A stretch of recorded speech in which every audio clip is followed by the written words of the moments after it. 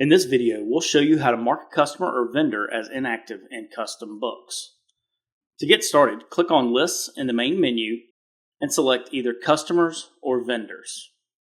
Locate the company you want to update, right-click on their name, and choose Edit.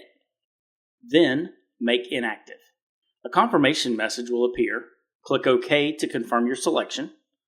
Once the company is marked inactive, their name and code will display with a strike-through, indicating they are no longer active in your CustomBooks account.